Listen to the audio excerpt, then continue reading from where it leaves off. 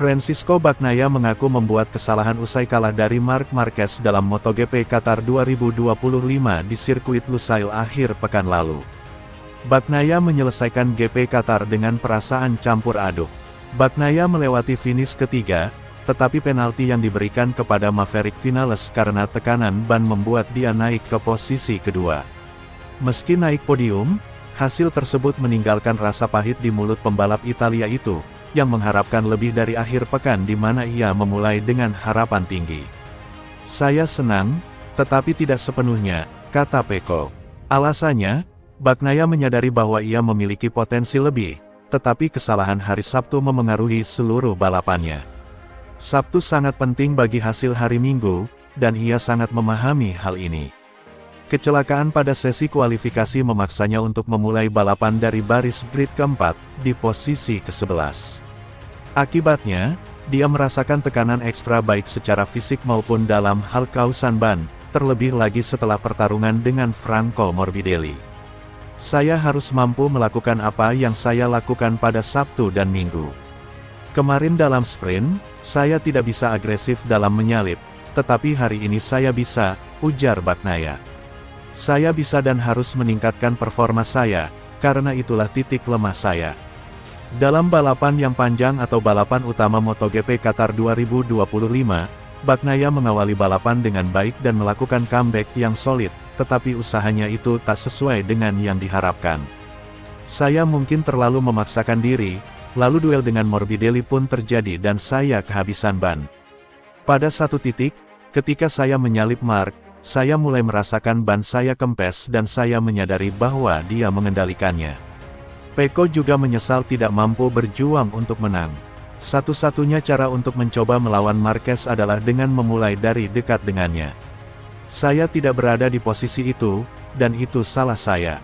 Ketika Anda memulai dari posisi yang sangat jauh di belakang, Anda harus lebih banyak menggunakan ban untuk menyalip pembalap di depan Anda. Hal yang sama terjadi pada saya dalam pertarungan dengan Franco, di mana kami juga kehilangan 1 detik dari Maverick. Saya kemudian mencoba untuk memperkecil jarak dan berhasil mencapai setengah detik dari Vinales. Tetapi pada saat itu, dengan 6 putaran tersisa, saya mulai merasakan getaran dan tidak dapat melaju kencang di tikungan tertentu. Namun masalah terbesar adalah memulai dari posisi ke-11. Jika tidak ada yang istimewa terjadi, sulit untuk memikirkan sesuatu yang lebih baik daripada podium. Saya tidak boleh berada di posisi itu lagi, ungkap Bagnaia. Bagnaia finish ke-8 pada sprint race dan posisi kedua pada balapan utama. Hasil ini tidak mencerminkan apa yang diharapkan Bagnaia. "Saya cepat, tetapi sayalah yang menyia-nyiakan akhir pekan ini. Yang terpenting, saya harus bekerja keras saat sprint race." Ceritanya selalu sama di sana. Tetapi tidak mungkin untuk tahu, tidak mungkin untuk mengatakan sesuatu. Mari kita berbahagia atas apa yang terjadi dan mencoba untuk memperbaiki diri untuk yang berikutnya dan tidak membuat kesalahan yang sama seperti kemarin. Bagnaia tetap berharap bisa memperbaiki kesalahan pada MotoGP Spanyol 2025 di sirkuit Jerez. Ini merupakan trek tempat ia mendominasi selama 3 tahun terakhir. "Ya, tetapi saya pikir ini adalah sirkuit tempat saya dapat membuat perbedaan terbesar," kata Bagnaia.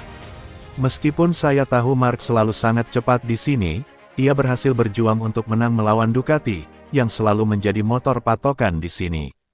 Saya pikir akan ada lebih banyak pertarungan di Jerez."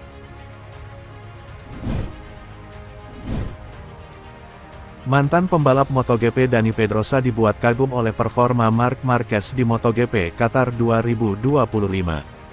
Juara dunia 8 kali tersebut menjadi yang tercepat pada sesi sprint race dan balapan utama di sirkuit Lusail Qatar. Podium tertinggi ini menjadi kejutan tersendiri baginya. Bagaimana tidak, Marquez beberapa kali mengakui bahwa Lusail bukanlah trek favoritnya.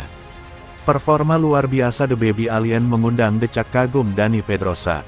Pada sesi sprint race dan balapan utama, Marquez dinilai telah menunjukkan performa yang sempurna.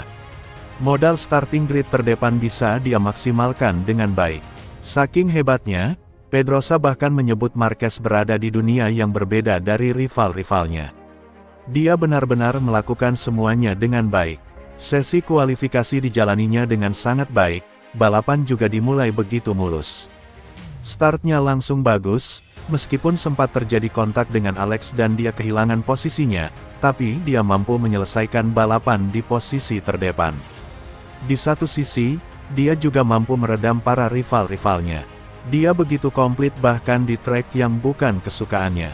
Menurut saya, Marquez berada di dunia yang berbeda untuk saat ini. Selain soal Marquez, Pedrosa juga menyoroti sosok Francisco Bagnaia. Pembalap yang akrab disapa Peko tersebut diklaim tak bisa keluar dari tekanan Marquez bersaudara. Meskipun Francisco Bagnaia tampil cukup bagus dan bisa naik podium di balapan utama Qatar, tapi menurut Dani Pedrosa itu masih belum cukup untuk bisa meredam dominasi Marc Marquez. Peko harus ingat, Marc Marquez adalah pembalap yang berbeda dari pembalap lain. Jika Marc sudah berada di titik performa terbaiknya, dia sulit untuk dikalahkan. Marc adalah pembalap yang berada di dunia yang berbeda, dia pembalap yang memiliki karakteristik yang unik dan sulit untuk ditiru. Hal ini menjadi PR untuk Bagnaia jika ingin menjuarai MotoGP 2025. Kesalahan pada sesi kualifikasi berpengaruh pada keseluruhan pekan yang ia jalani. Dia sepertinya belum bisa menangani tekanan dari melawan Marc dan juga Alex. Kondisi tidak berjalan seperti yang dia harapkan, sambung Pedrosa. Saya harap dia cepat menemukan kembali feeling pada motornya dan kembali kompetitif.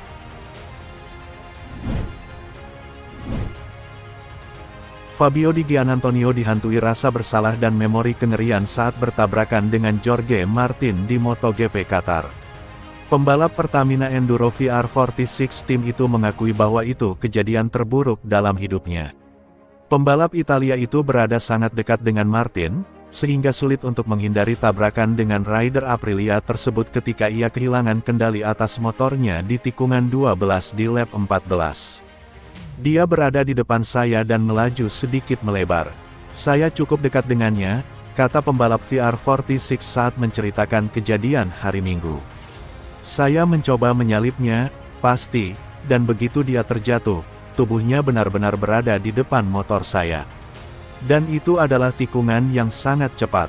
Saya tak punya kesempatan untuk melaju kemana-mana, jadi saya menyentuhnya. Setelah kecelakaan itu, Martin terlihat berada di tepi lintasan dengan rasa tidak nyaman. Seperti yang diketahui oleh Di Giannantonio, Martin sudah dalam kondisi cedera. MotoGP Qatar merupakan ajang comeback Martin setelah kecelakaan saat latihan pramusim. Martin dilarikan ke rumah sakit di Doha setelah kejadian tersebut, di mana dokter mengatakan bahwa ia menderita 11 patah tulang rusuk dan trauma dada dan harus tinggal di rumah sakit selama beberapa hari. Tidak jelas apakah cedera itu disebabkan oleh kecelakaan itu sendiri atau karena kontak dengan Ducati milik Di Giannantonio. Ketika ditanya apakah dia terkejut tidak melihat bendera merah setelah insiden itu, Di Giannantonio mengatakan, sebenarnya iya. Saya merinding karena itu adalah kejadian terburuk dalam hidup saya. Sejujurnya, itu adalah kecelakaan yang sangat buruk, dan ia masih berada di tanah. Saya melihat layar di pinggir lintasan untuk mencoba memahami apakah dia baik-baik saja atau tidak. Setelah gambar pertama dari Martin yang kesakitan di tanah, ia kemudian terlihat mendapat perawatan di tepi lintasan, dengan semua orang yang bersangkutan dilindungi oleh bendera kuning yang berkibar selama hampir 2 putaran penuh. Martin akhirnya dikeluarkan dari tempat kejadian, meskipun hal ini tidak ditayangkan dalam siaran. Di Giannantonio melanjutkan balapan, finish di urutan ke-16 setelah insiden dengan Alex Marquez, tanpa mengetahui kondisi Martin. Saya berusaha keras tetapi saya terus memikirkannya sepanjang balapan, karena saya sangat takut. Saya berhenti di luar pit box tepat di akhir balapan, karena saya ingin memastikan dari tim bahwa dia baik-baik saja.